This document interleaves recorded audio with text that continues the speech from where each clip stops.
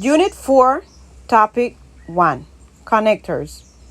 Connectors in English grammar are basically conjunctive words that are used for connecting similar elements present in a sentence. There are different connectors in English that can be used for expressing your thoughts in a better way.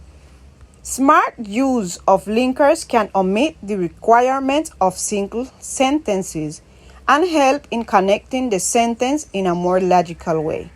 For example, however, nevertheless, on the other hand, on the contrary, even so, notwithstanding, thought, otherwise, at the same time, alternatively, instead, nonetheless, conversely, by contrast, in contrast, but, etc.